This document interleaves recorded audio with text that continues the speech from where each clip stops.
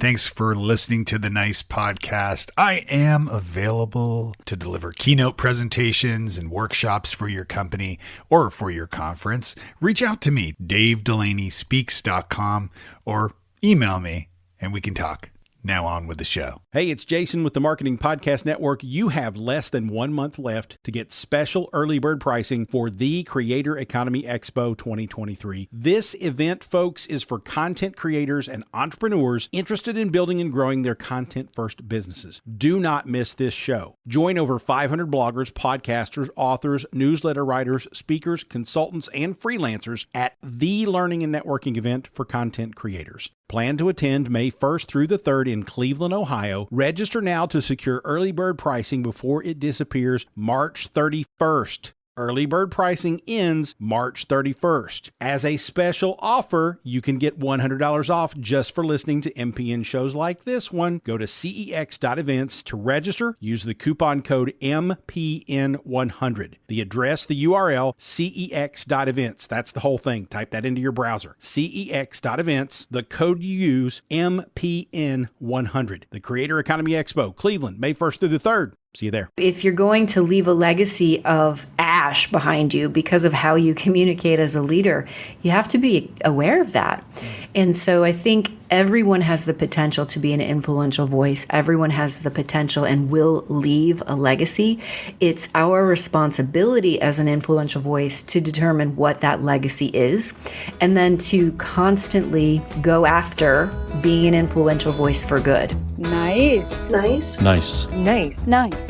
Nice. Nice. Nice with Dave Delaney. Welcome to the Nice Podcast, all about communication, collaboration, and becoming better leaders. I'm your host, Dave Delaney from Futureforth.com, where we teach teams and leaders to retain talent and improve communication and culture so you ultimately have happier, more connected teams.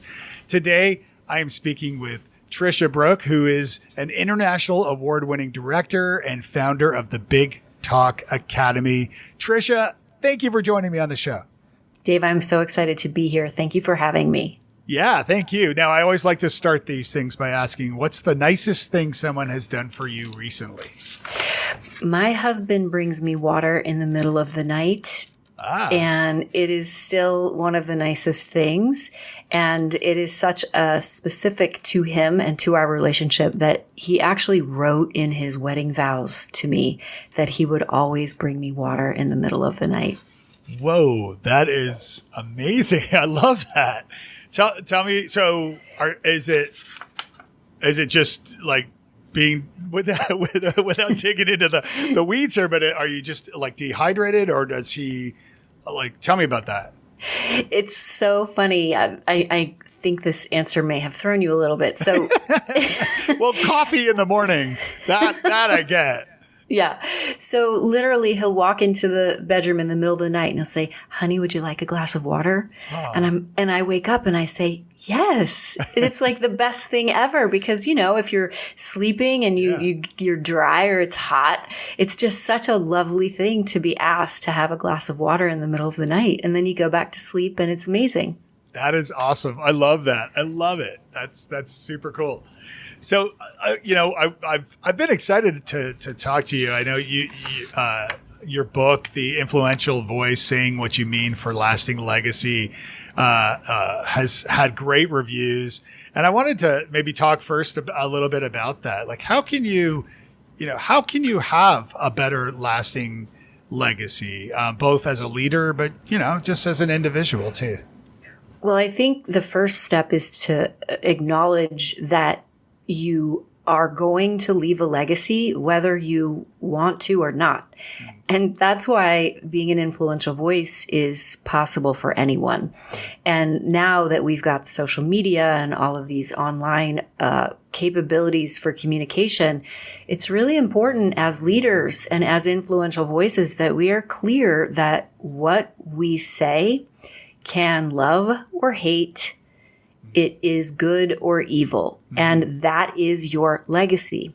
So if you're going to leave a legacy of ash behind you because of how you communicate as a leader, you have to be aware of that. And so I think everyone has the potential to be an influential voice. Everyone has the potential and will leave a legacy. It's our responsibility as an influential voice to determine what that legacy is, and then to constantly go after being an influential voice for good. And I'll break that down a little bit more. When you are a parent across the kitchen table from your kids, you're an influential voice. Everything you say has the ability to impact them. And how you say it has the ability to impact them. When you are a teacher in front of a classroom, you're an influential voice. When you are a CEO across the boardroom table from your team, you're an influential voice. When you're on a huge stage, you are an influential voice. So how you communicate effectively and with dignity, curiosity, courage, respect, and love is how you leave a lasting legacy of good. And I know that's a great answer. And I know that one of the ways you do this is by mentoring young girls. Tell me a little bit about that. How does that work? I mean, I know, yourself, you had your own mentors like Sharon McGuire and Michael Sims. And tell me a little bit about how they mentored you and also how you reciprocate through mentoring young girls. Thank you for reading my book. If you had not read my book, you would not know who those people are. So I appreciate that, Dave. Sharon McGuire was and still is a huge part of my life. She definitely mentored me in being the independent, fearless woman that I am today. She was my dance teacher, and she used to bring me to New York City starting when I was 13 years old, and I would take class at the Broadway Dance Center when it was actually still on Broadway. Wow. And go to steps and go to auditions. And I danced with Frank Hatchett's dance class. So she mentored me into a fearless, driven young woman. Michael Sims was my ballet teacher in college, and he actually was the first person who gave me a solo in the ballet piece. So that was really, he believed in me. So part of mentoring is, showing what's possible, but also believing in you before you can. And that's what any good coach does. And I'm glad that you talked about mentoring young girls, because I absolutely, as a leader, as a woman, as an entrepreneur and a business owner, it's important for me to constantly give back. And it is such a joy to be able to support young women at a very formidable time in their lives where they're not fully formed, and to give them and reflect to them their greatness and their power so that as they continue to grow in life, they've got it. So one of the young women that I mentored, she was a senior in high school, Emma Cullen. She came to New York every single Saturday for an entire year in preparation for going to college to be an actor. Wow. Who does that? Yeah. Right? She came to New York City on a Saturday and spent 3 or 4 hours with me every single week in order to prepare to go to college. And she got into SCAD and has since graduated with honors, and now lives in New York City, is going after her dream, and she now works for me. She's my social media manager. No kidding. I love that. So it is such a full circle story with her, and I've just watched her blossom and bloom and grow into this incredible woman. And I also mentor one of my dear friend's daughters who is 13. And every Wednesday I read to her. And inside of that hour, in addition to reading books to her, I talk about, what are your dreams? Did you create a vision board yet? Have you written a letter to yourself that you'll read to yourself next year on December 31st? What are you manifesting? What do you believe to be true? So I'm always kind of available to the young girls in my life because I know how important having a mentor is in terms of growth. Yeah, it absolutely is. My daughter's 16 and a theater bug. So she's, she finally, and she does choir as well. So she just got a lead in a musical that we're really excited about. So finally, she's been in so many, but she's finally getting a chance to actually sing solo, which is a huge deal. So that is a huge deal. What's the show, Dave? I was afraid you were going to ask me that. It's Shrek, the musical. Oh, how fun. She plays the princess? Yes. So, yeah. That's amazing. Yeah. That's going to be so fun. Yeah, it's going to be great. I think she got it from me. Back in another life, I worked in the performing arts business and in Toronto, where I'm from. And I was actually marketing manager for Hairspray, the John Waters musical. So that was my show in Toronto a million years ago. So I always get excited talking about the theater. So fun. I loved Hairspray. Yeah, it was a great show. I actually came up with an idea that actually got taken and used on Broadway, which was, I won't bore you with all the details, but it was a pretty cool thing. So that's awesome. So Sharon, you said, was your dance teacher, and she was bringing you to New York. Was that from like Columbia, Missouri, where you're from, or was that from elsewhere? Or? It was from Arnold, Missouri, which was a small town. Columbia is where I went to college, Stevens College, yes. But Arnold, Missouri is where she had a dance studio. And I studied dance with her from the age of 7 until I went to college at 17. Yeah. And so every summer we'd come to New York because I competed in dance competitions in order to get scholarships so I could travel to New York and study for free. So I was the petite junior Miss Dance of St. Louis, the junior Miss Dance of St. Louis, and the 2-time runner-up to Miss Dance. And so she would take me to the city, and, we'd go to shows, we'd ride the subway, we stayed in Times Square. I was very, very versed in how to navigate New York City. So when I graduated college at 20, I moved here to pursue my career in dance. Yeah, and you've had an incredible career too. So I did want to point that out for folks. You're an award winner, and you've done lots of work. And tell me a little bit about your own journey in creative.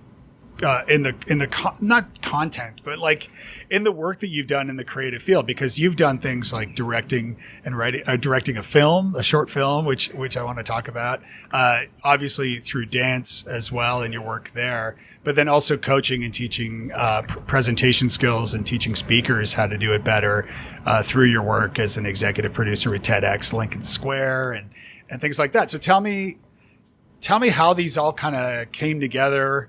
Obviously, dance sounds like it was the first foray into this world. So tell me a little bit.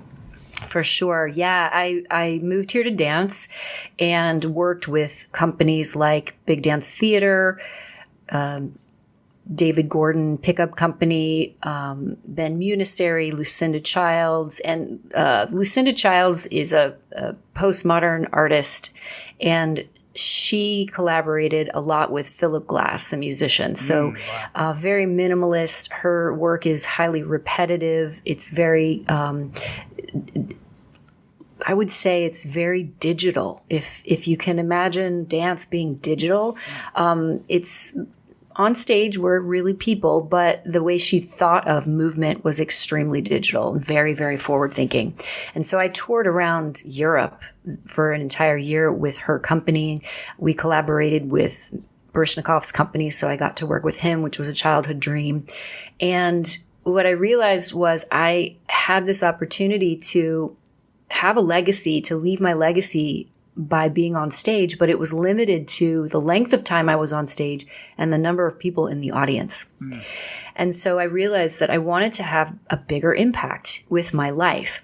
And for anyone who's heard me talk in my community, I've never wanted to have children. I've always been very clear about that. I want to leave my legacy another way. So Joe and I have 2 amazing cats. Lola and Bella are our furry babies. Yeah. And so all of the speakers and actors and young women that I support and mentor, those are the people who are part of my legacy. And so I realized, okay, how do I have a bigger impact here? How do I leave a legacy that is going to be around long after I'm done dancing? So then I wrapped up my dance career because I thought, okay, I could be on the other side of the table. I could be a choreographer. I could be a director. I could write. I could produce. And that's when I transitioned into choreography, which meant I could choreograph on other people and they would then lead the legacy. And then I moved into film, television, and theater, choreographed Romance and Cigarettes, John Turturro's feature film, where I got to work with the late, great James Gandolfini, who became a dear friend, Kate Winslet, Susan Sarandon, Bobby Cannavale, Steve Buscemi, Eddie Izzard, Christopher Walken.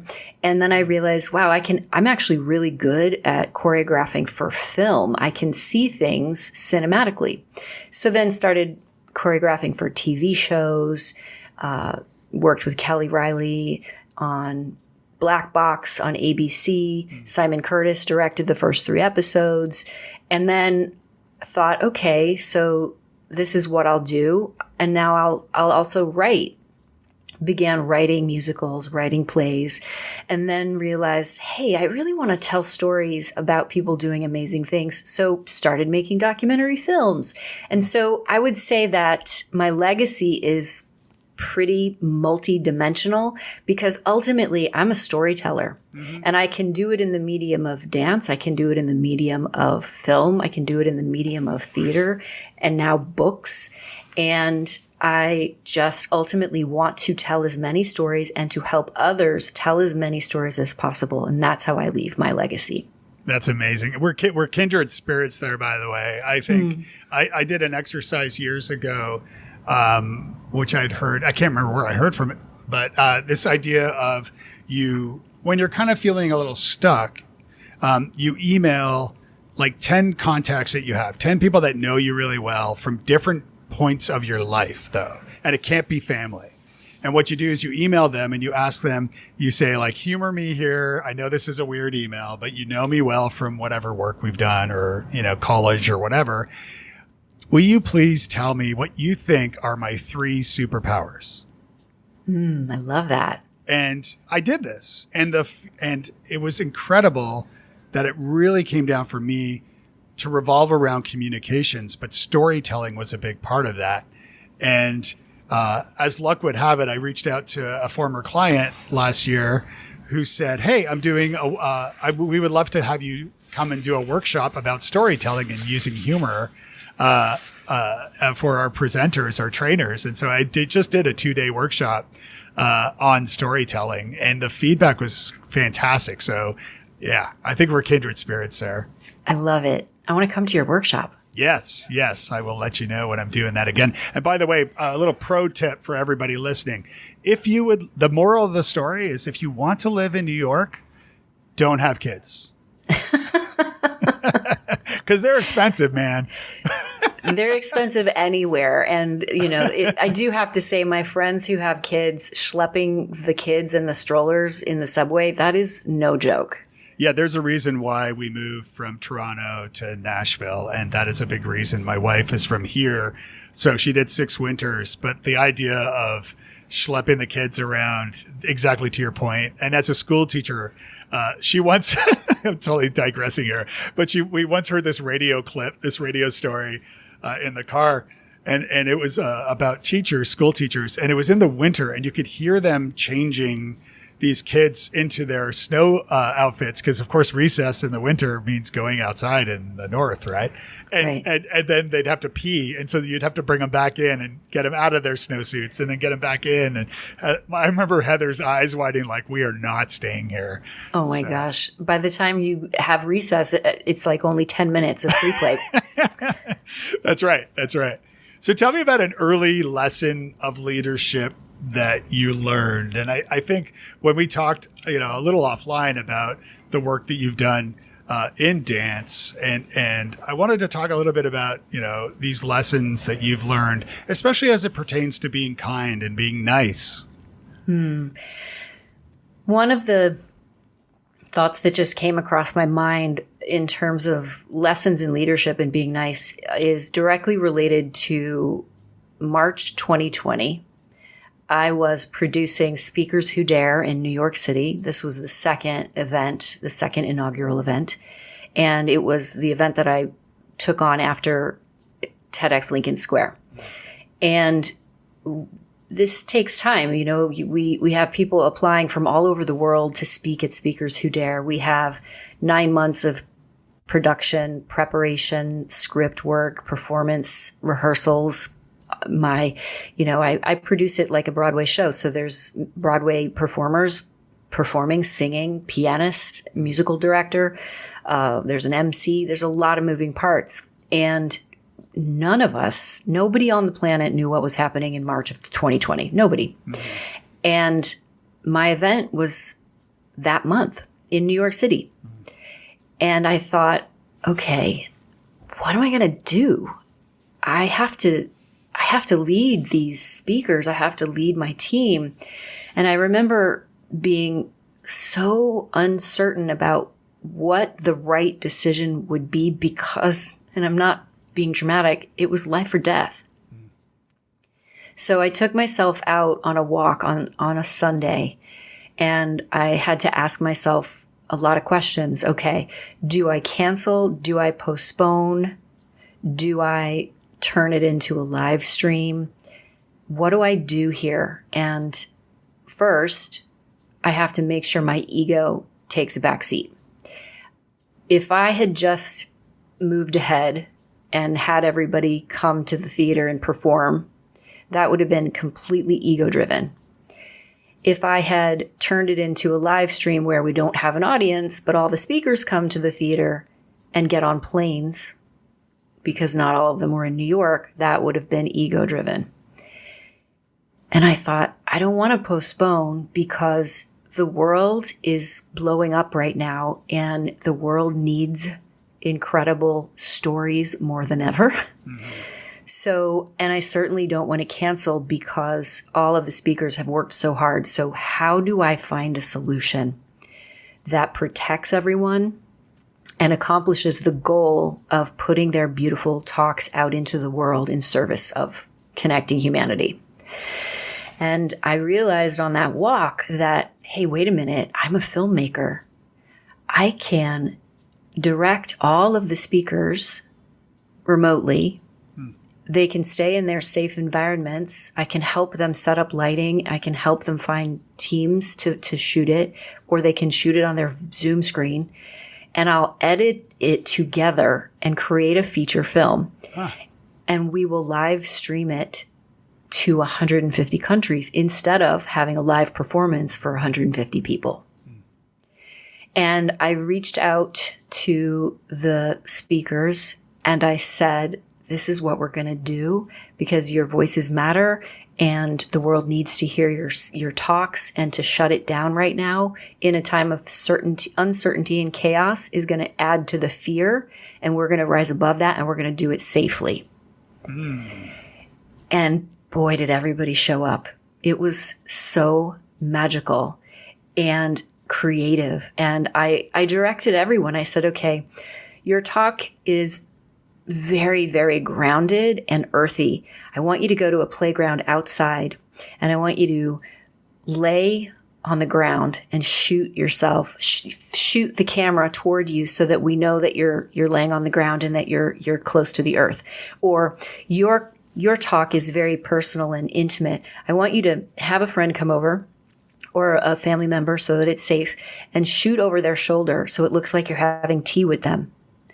Or I want you to have this be shot on a wide angle so that I can see that you're barefoot because it's important that you're not wearing shoes in your talk. Mm. And everybody went for it. And what I realized was it made everyone have purpose. It gave everyone purpose at a time where we did not know what was happening in the world. So I think that was a lesson in leadership of, okay, I have to really make sure my ego is not in the way here when I make a decision in service of my community. That's brilliant. And I haven't seen that, but I need to check that out. Is it on YouTube or somewhere? Yeah, the Speakers Who Dare YouTube channel. You can see all of those talks. Okay. Yeah, I definitely want to see that. But I love that. And I like the idea that you overcame a massive obstacle in a really creative, kind of out of the box way. And are there steps that we can take day to day to question whether it's our ego that's guiding us on a decision rather than, a better direction, perhaps? Content marketing, SEO, competitive research, advertising. Sounds like a large scope of work you need to get done. How about full digital marketing control over your business? SEMrush can be your right hand for that. It has over 50 tools and reports to cover any online marketing activities. No more switching from one service to another. Get a 14-day free trial and watch your business grow. Go to bit.ly/SEMrushMPN. That's bit.ly/SEMrushMPN. I think for sure. And I'm actually working on a new book about Buddhism and leadership. And we talk about ego nature versus Buddha nature. So our ego nature is the one that it's driven by fear and comparison a lot of times. I mean, we can't get out of bed without an ego, right? I have to have I'm very confident, and that's ego. But I also think if we can just check in, why am I doing this? Am I being of service?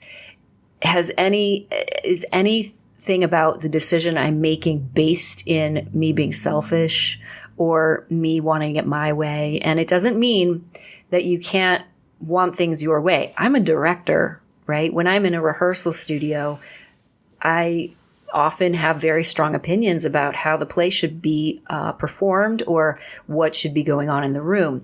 However, going back to being nice, you can be demanding and nice simultaneously and get more out of your actors than you would if you're just barking at them. So I think constantly checking in, is this ego driven or am I being of service? Is this ego driven or am I leading with someone else's goodness top of mind? Mm-hmm.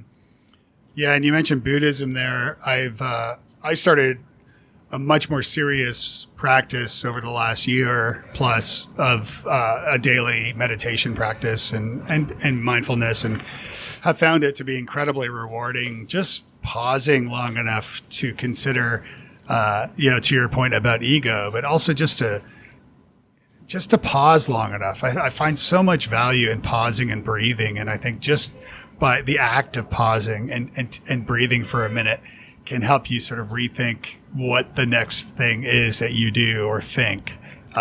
Do you practice meditation? Do you do anything with that? Absolutely. I have a daily meditation practice, and it is a non-negotiable for sure. Yeah, that's great. It really is. I mean, I found it. Tell me about your connection to Buddhism. Your movie, Right Livelihood: A Journey to Hear About the Buddhist Chaplain, which I'd like to learn a little bit about. Also, tell us about that film and your experiences with Buddhism. For sure. I am very connected to the universe and source, and I am open to the evidence that is shown to me every single day. And I really mean that. Like, I literally am available to the universe showing me that I'm connected to source. And that is whether or not I think about somebody and then they call me, or I'm looking at the clock and it says 8:27, right? My birthday, or whatever it is. So I say this because I was taking myself out to brunch one Sunday. One of my favorite things to do. I go to brunch by myself. I read. It's one of my favorite things. And I was reading Lion's Roar, which is a Buddhist magazine. And there was an article about Justin Van Boydish, who was at the time the chaplain at Rikers Island. And I felt my body just tingle all over. And I thought, oh my gosh, I have to find him. I have to do a movie about his work. He's teaching meditation to the corrections officers, which will ultimately bring love into an environment that is all hate. So I thought, how am I going to find this person? So where do you go? Facebook, LinkedIn. So I found him on LinkedIn and he responded. No idea where he lived. And so he responded. He said, I live in Brooklyn. And I asked him to coffee. And he came to Midtown and met me for coffee. And this tall, gentle giant with this long beard and hair and these glasses. And we sat down and we talked about our practice and we talked about Buddhism and kind of our values. And by the end of the conversation, he agreed to let me shoot a documentary about him.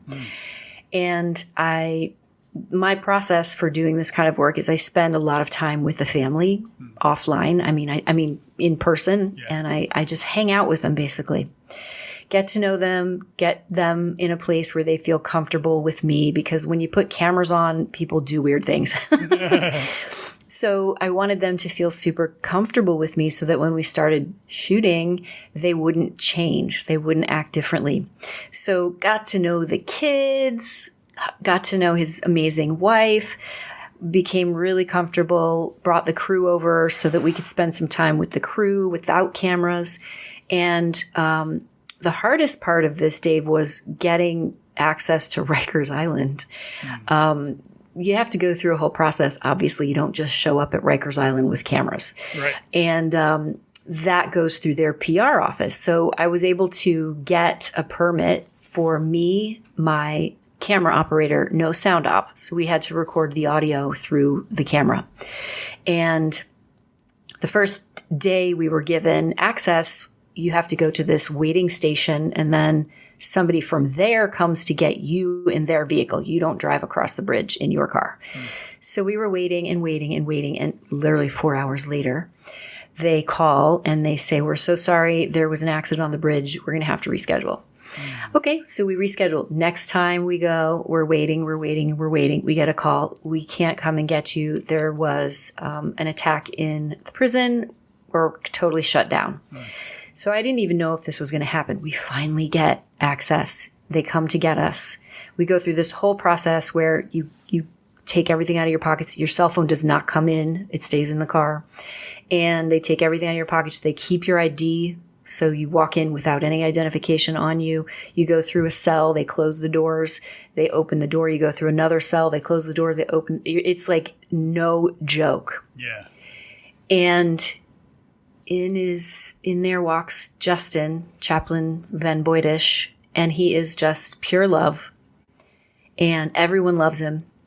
And to see how everyone responded to him and how everybody's energy just became open, if you will. And yeah, they're all doing a really hard job. It's a very, very dark place, but they literally opened upon his presence.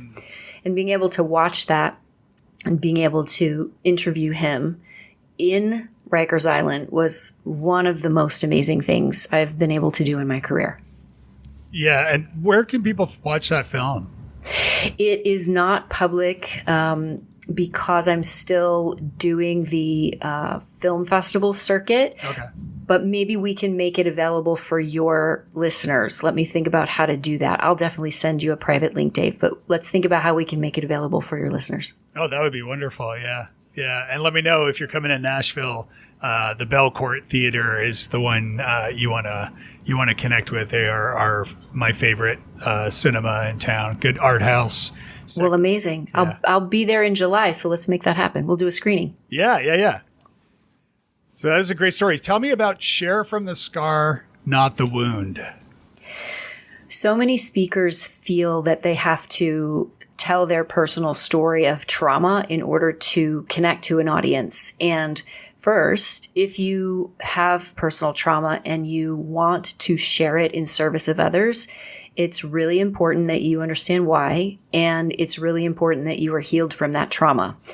If you're sharing something that happened to you because you think you need to in order to have impact and you're not ready, A, you're going to re-traumatize yourself, and B, you're going to prevent the audience from having an experience because they're going to have to take care of you. Really important, if you have an emotional response on stage, you're robbing the audience of having the emotional response. Your job is to take care of that audience.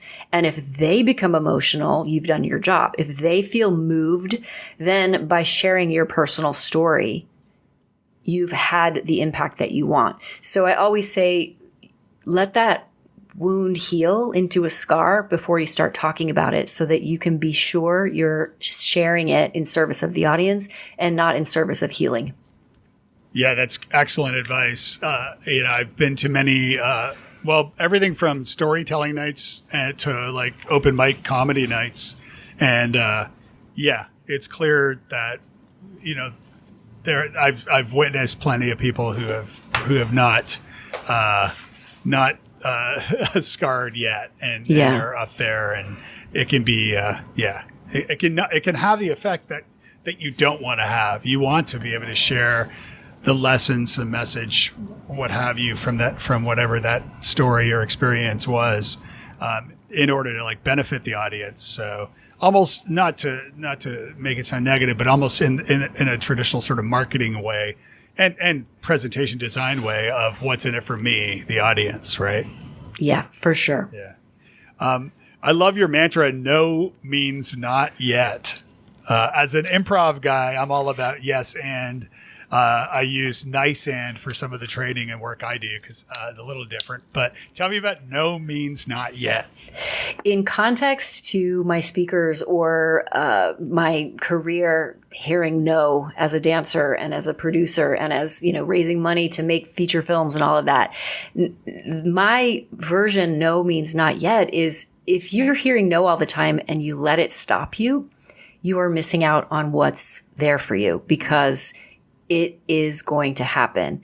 So when I have speakers apply for the virtual showcase for the Big Talk Academy or for any of the speaking events that I produce or that I'm curating, speak, Oxford Talks, all the things, I always start my email or my video to them that although I am not choosing you at this time, no means not yet, because you might be ready next year.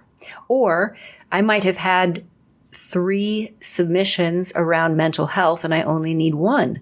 So I chose 1 instead of yours. So that's a not yet.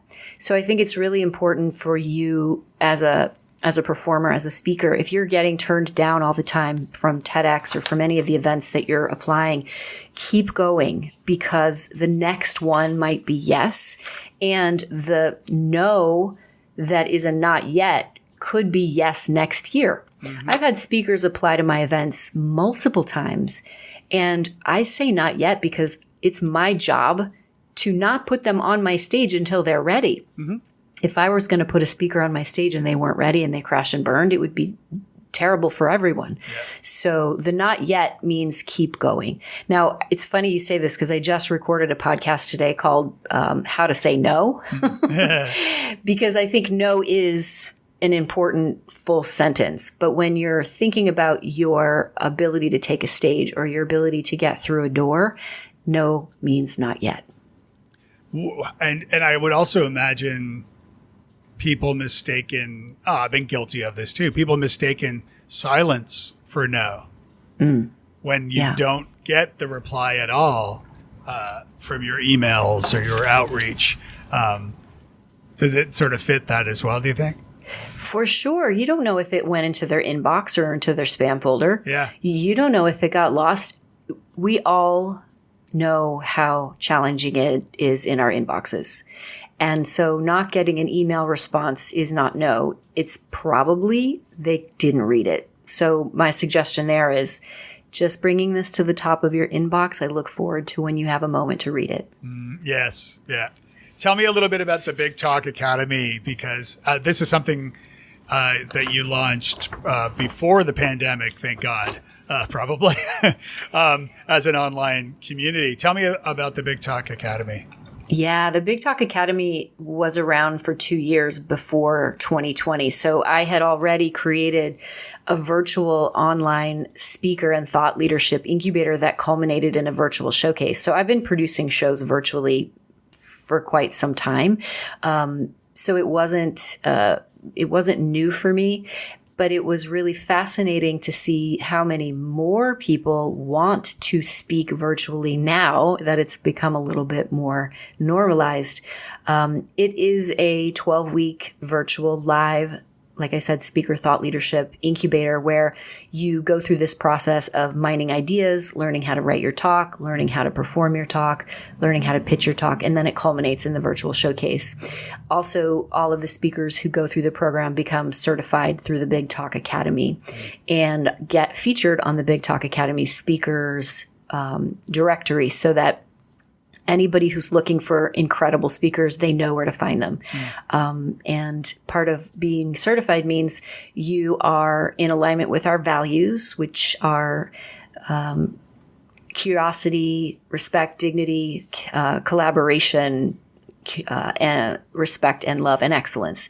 And it means you know how to deliver a talk from your point of view that's educational, entertaining, and inspirational.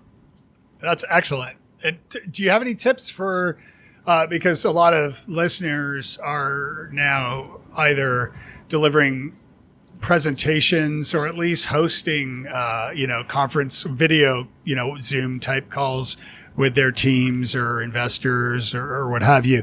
Any tips for virtually speaking? Well, it might seem so obvious, but you have to have good audio and lighting and a backdrop, and not a virtual backdrop. Those virtual backdrops are very distracting. So I think that seems like the most obvious thing, but it means investing in your in-home studio setup. And it doesn't have to be expensive. It means having a good microphone, good lighting, a good camera, and understanding what your frame is as well, so that you don't have too much space at the top of your head from the top of your screen, and that you understand how to look straight into the lens. And that when you're presenting, if you are looking on either side of the camera because you have notes up there, we can see you doing that. So really to start to rehearse and give yourself honest feedback on what it looks like when you're on video. Excellent tips. Yes. I have found I've delivered, hundreds of webinars and virtual keynotes, and I can say, those are all extremely important tips, because you really want to come across well. I'll give you my one of my favorite discoveries, and you can steal this. I swear I should be working for this company, by the way. They should be sponsoring the show. There is a product called Pet Corrector. Now, you may not have this problem with Lola and Bella, but for an owner of a mini Aussie who likes to yap every time the Amazon person arrives at the door, if I'm in the middle of like a keynote presentation or something virtually, there's this red canister called Pet Corrector. And what it is it's compressed air. And so what you can do is hit it in the air and it makes this S sound. And so you're not spraying the dog or anything, but you spray it in the air. And so what I do is I mute myself for a second, and off camera, I spray this in the air. And so she's like, I wish I could do this on video with you right now, but she's like, woof, woof, woof, woof, woof, woof. Like the ending is that abrupt. She's just like stops in her feet.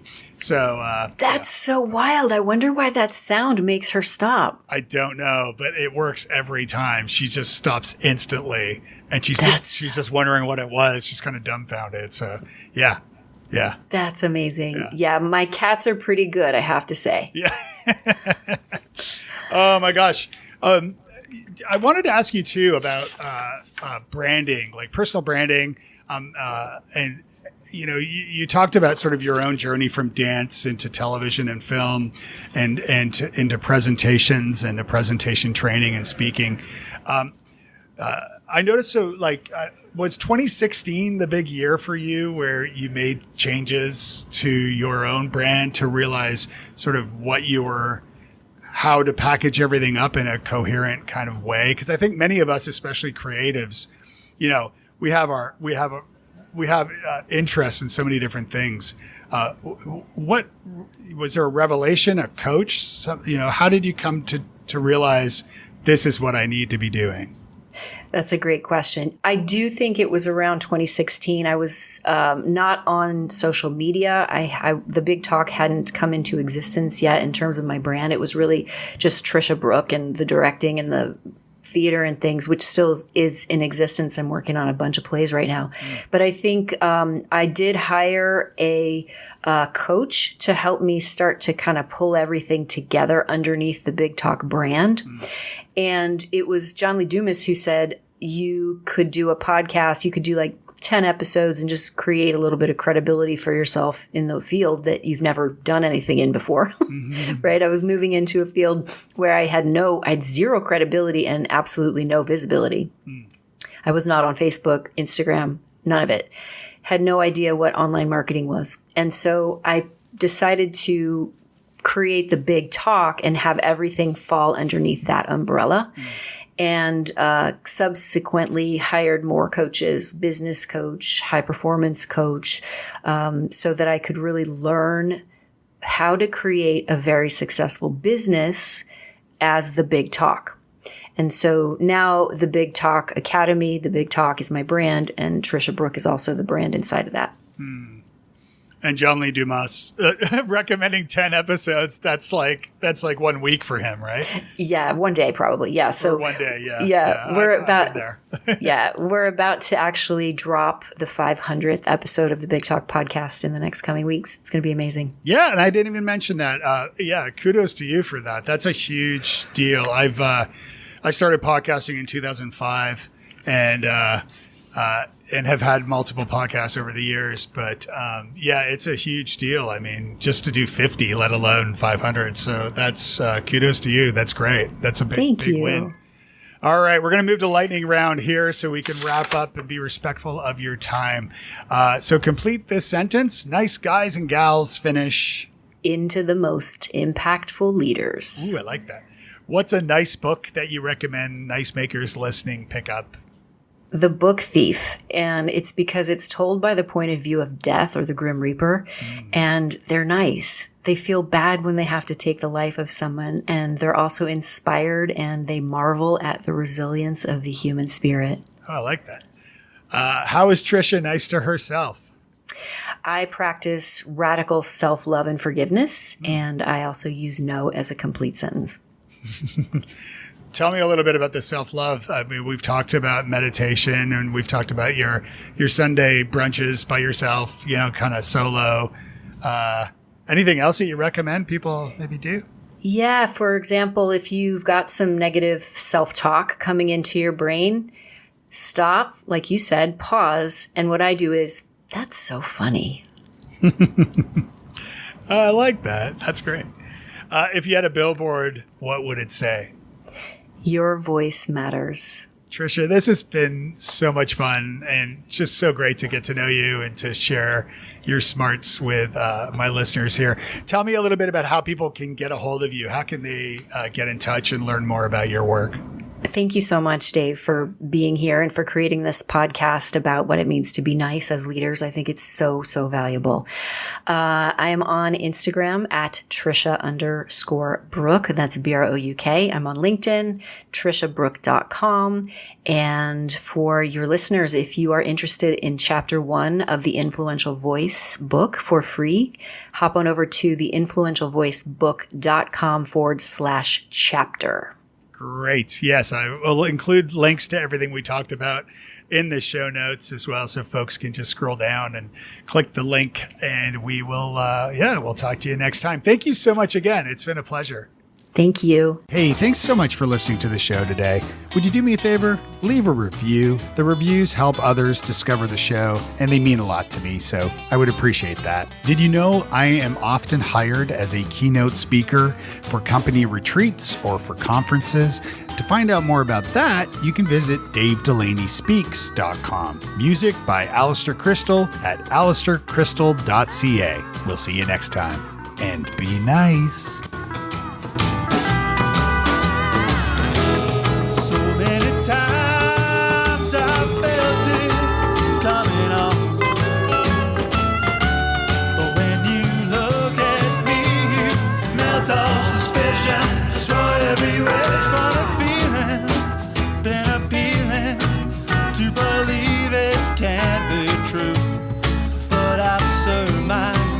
All lies, and I'm through.